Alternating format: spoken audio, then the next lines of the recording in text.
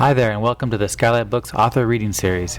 You can find out about this and all of our other author events at skylightbooks.com, where you can also browse our inventory as well as order books online.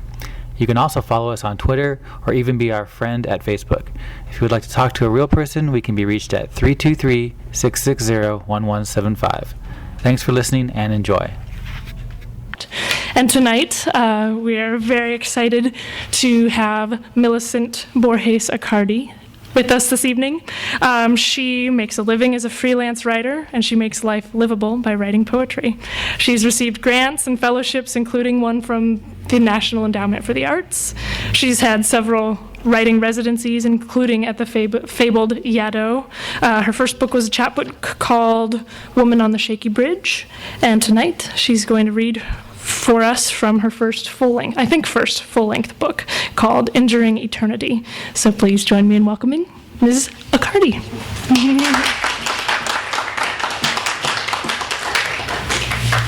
Hi. I thought I'd start with a couple of older poems. These first two I'm going to read were actually the first ones that I got published, so I thought I'd start out at the beginning and then go into some of the pieces from the book. The first one I wrote when I was living in Long Beach, and there was this cloister, and they had all these nuns that lived there, and it was on Ocean Boulevard, and they had this great statue of the Virgin Mary, and it was in Venus's half shell. And so I would drive past there, and I was like, I have to write a poem about this, and the secret life of nuns. And so this is the first poem that came out of that experience. Faith. At night, the careful hands of nuns tuck underneath poker-faced hips and braid spirals. Spurious dry fingers comb, wrap around, and memorize a lost art. They rock quietly against the mattress and dream of things they will not do. Outside the cloister, a milky statue of the Virgin Mary stands, arms collected, face cast down, shielded by Botticelli's wreath. Under half-lids, stony, rambling, her eyes breathe. The marble skirt encloses other eyes, petals too, while faithful prayer sitters speculate humidity. The pedestal's scalloped edge embeds Mary's feet in Venus's half-shell. From inside the whitewashed convent, the inhabitants rush to genuflect in disinfectant and soap. Too fluid for focus, they stop now and then to gaze through the thick third-floor curtains at the statue below, where Sunday children touch Mary's stone breasts and place potted roses at her feet, wishing, wishing. As young girls, nuns knotted God's halo around their hair and lit single candles. When the Mother Superior lifted their veils, she offered wax for sealing. After the benediction, like the newly dead, nuns don solemn white. The only other color they ever wear flows onto cotton rags between their thighs. This stale-aired extra room, this knot at the end, this jump into frozen water, this daughter waiting for words, every month it requires this cardinal leap of faith for them to still believe they are female.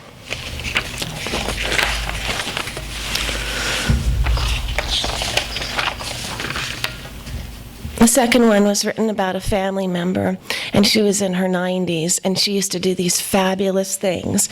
And one of the things she did was she would take off all her clothes and have an air bath. Now, I never saw that, but I was always kind of fascinated. And she would be by herself, and she wasn't really a racy person, but she just felt like, I need to do this. And so this is the poem written about that event, or how I imagine it. Although I wasn't there, I heard about it. Air bath. While I watch her flood the floor with her arms wrapped, half bare about her chest, she reaches forward into terry cloth space. She bravely raises her wrists to the open window, inspecting the birds, allowing the cloth of the robe to slip from her shoulders. See, I can do this. She flies, she swims, she warbles, all in the open air. The sudden bursting open of terry cloth causes breasts to tumble while the 10 maidens dance to the sounds of "Willow, Weep for Me" on a portable radio. As if she were young and free again, the centuries-old arms reach for the mansions of devils following secret feathers. Look how her arms swim like fish on the bare tile when the tide is too much for a life for even the smallest creature in this terribly young world. She travels far, this woman, in this air, farther than an entire lifetime of telling the truth beneath her clothes, because this is what truth really is: her body, the air. Much more truth could never be. It is not time and no time at all. It happens to someone, like time passing by. This bath of forgotten touch, the feel of nothing like the wind descending against her skin, the shadow of an animal tracked closely.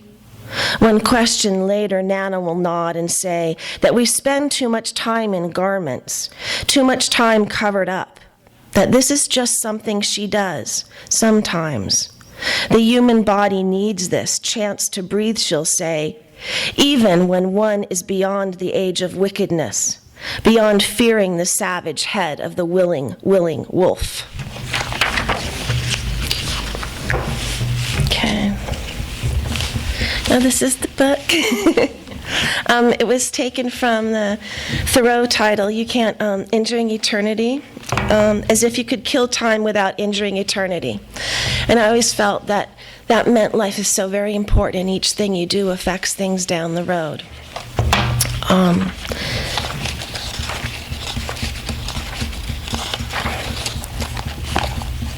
The first poem I'd like to read from the book is called Poor Little Sod, which was written for one of our god babies, and they live in England. And they use sod as sort of an endearing term when it's really not. And so this was written when one of the children was ill. Poor little sod. My friend talks about her child with a cough. Poor little sod, she says, as if sod meant someone to be pitied, a tiny, compact little man who does not understand why he feels ill. She looks down at his red face and brushes the blonde fringe back from his forehead. She shakes her head and drinks a sip of wine from a flowered cup she calls her evening tea, as she gets her boys to bed. The stairs above to their room seem endlessly steep, as if they are insurmountable, like a ladder to nowhere. They have no future destination. She does not want this. Poor little sod, she says, coughing to herself. When the phone rings, if he could just get to sleep.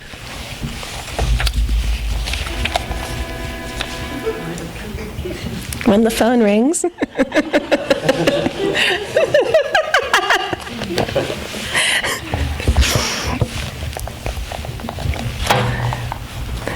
And I don't know if anyone else does yoga, but I try to do yoga and it keeps me sane. And yoga is all about the breath. And this poem struggles with the breath and working with it and trying to breathe. And it was sort of started with yoga, but then it kind of took me somewhere else. So, devotion to the breath. I love you shallow, I love you deep, I love you in 3 parts, and when you come in like a lion and leave like ice. Clear and lucid as a thought, unfelt in the night and tightened when I am nervous or frightened. But you are always there, breath, always there for me. In junior high, my lungs ached with the growth of adolescence, so painful the tissues rapidly growing in my body. 3 inches in height 1 year played havoc on my life. I take you in as new and shiny and promisey and full of dope, and I let you go and ease out of the old and ancient and dusty. Long-kept rooms full of fears and relatives I do not know anymore. The mustiness of old, lost before the dreams were even a thought. Mornings, you come in thick and heavy and close to my skin. so heavy that coughs and grumbles are necessary to bring you up and over and through my various allergies that have followed me through bed, cuddling my brain, looking for a safe home when I was unaware. Evenings you are quiet and sit still for the air as it comes over my throat and whispers to me, "Later, lover, later." Without you, I would not press through versions and divisions and passageways. Breath, without you, I would not be able to fly or to swim in the world of language and gauge the value of love and forgiveness. I am dumb and easy and always here for you. All my words are written between your punctuation. I wrote this one, I think I was in a mood of watching detective movies and noir films. And while this isn't directly related to any one movie in particular, it came from many weekends of watching films that were kind of dark and scary. Somewhere ahead, a man is waiting. He wants to see you, but not to talk. He has other things on his mind. Maybe mystery, maybe evil. There is a road and a broken phone and the shell of an Enco gas station that closed 30 years ago. This man thinks he knows what is best. This man imagines himself stronger than you are, with your lost face and open map of a mouth. He knows that the signs are all there, but twisted like dead birds in a storm, or a young American girl who knots her ponytail and then nibbles on the end. At the dusky cafe, this man is standing by himself, having given up the right to ordinary talk with others long ago. He knows what he wants now. He looks at his shoes. There's a song called by her name he used to know before he was alone. The bird of paradise only blooms when its roots are crowded. He steps forward.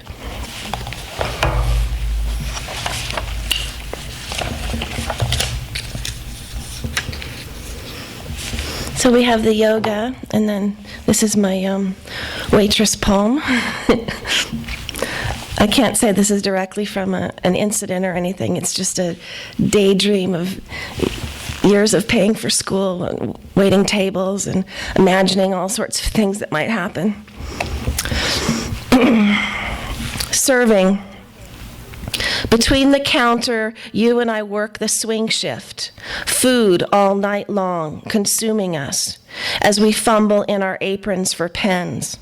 I can almost taste your smell, your face, like onion soup I want. Long, hungry, and awake, we pause together, like cars at a stop sign. Pause now.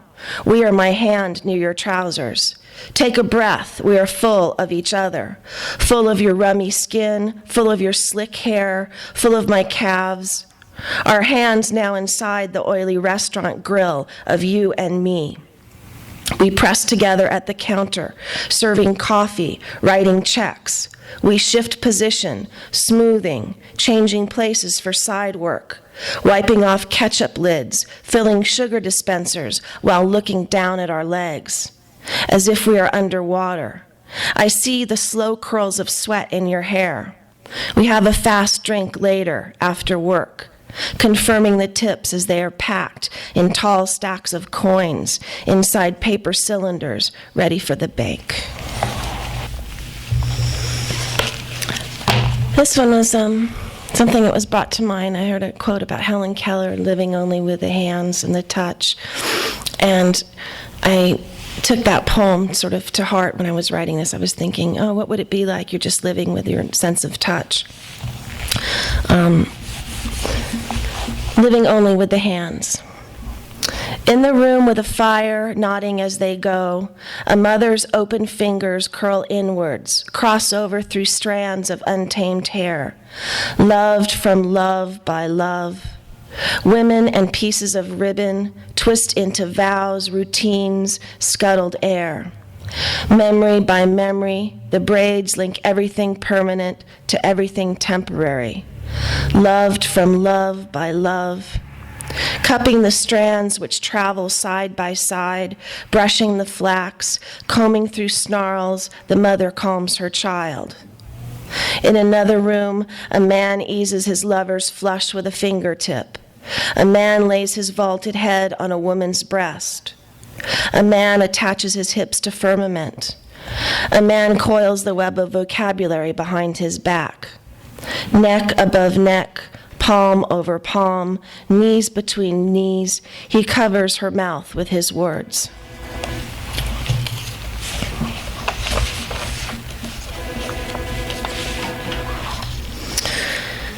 And then this one is about my first roommate, and sort of looking back on things. And at the time it seemed okay, and looking back, not so okay.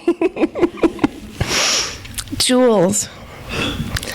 I saw her once years ago in Beverly Hills at a cafe, long after we'd lost touch. She seemed thin, rich, with people who looked as if they wanted nothing to do with me.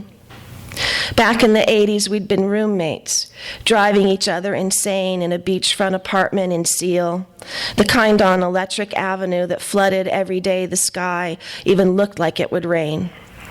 We had no furniture and moved in not knowing what we would need. We were young and naive and hopeful, not realizing we needed a fridge or heat or even knowing how to phone the electric company. In those days, there was a revolving door of boyfriends, wacky mango diets, blender margaritas, and waitressing jobs. It was a time spent before we had to grow up. A time after high school when we didn't know it yet, but we were looking for ourselves and who we thought we would turn into. It was tainted love and the Doors and going to the Roxy and the whiskey and standing around backstage to catch a glimpse of Billy Zoom, Exene, and the Plugs at Starwood. It was counting change in a large mason jar and locking the landlord out when he tried to come in and yell at us for taking showers.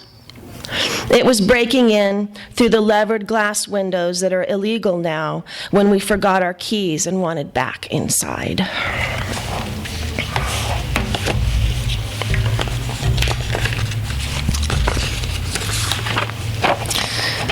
And I thought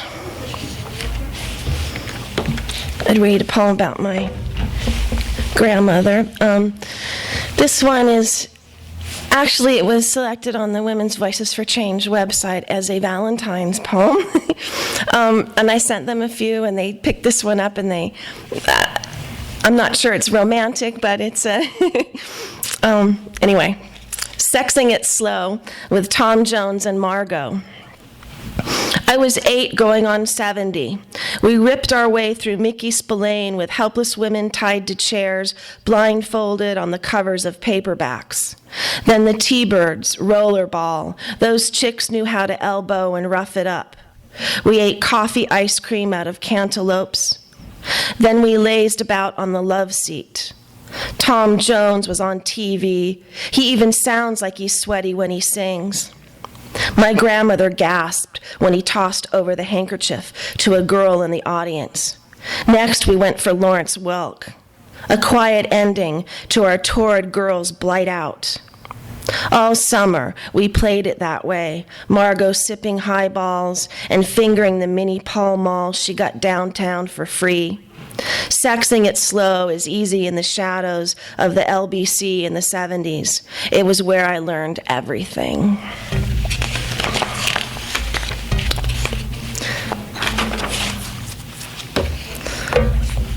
I think I'll close with something dirty. Something dirty was getting the rough, rich date shakes on the road out of town, stopping for the underground gardens built by a man who had been jilted back in Italy by his bride. Something dirty was the dust on the Oregon blackberries, the perch in the streams we stopped to fish along the way. Margot and I playing Go Fish for real coin money in the back of the camper. Something dirty was the green suede cowboy boots I bought with my own money at a shoe store in Cody, Wyoming, where we stopped for fried eggs and directions to Jackson Hole.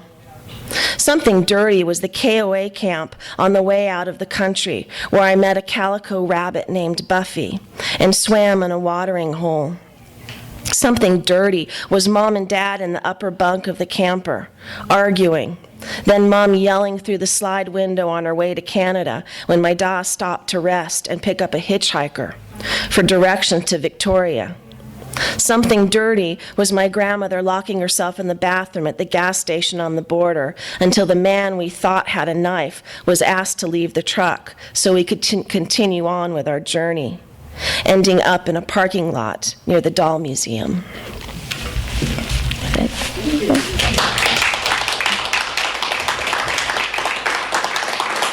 If anyone has questions or anything, I'd be glad to. Can you read another one? You want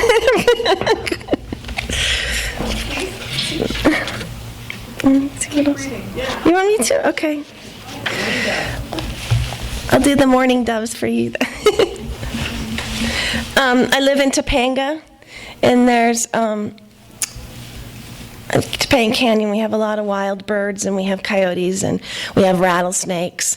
And right where I sit to write, we have a little wild bird feeder, and so I fill it up with seed, and we get finches that feed out of the bird feeder, and then on the casings that drop, we get these wonderful mourning doves. And so this poem's about them. Mourning doves. Mourning doves have such soulful eyes.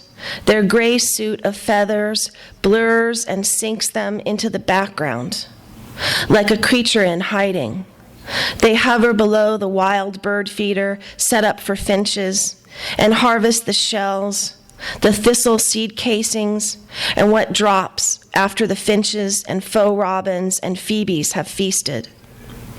The mourning doves huddle and nest in the mountains of seed shells and dirt and make circles with their small bird bodies, turning into the ground, digging a place around them as if they were under a shrub, with only the black drops of ink from their tail feathers visible.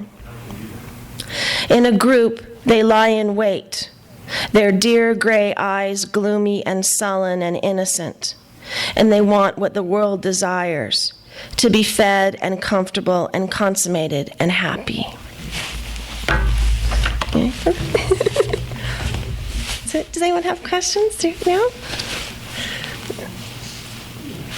Okay, well, thank you guys for coming out.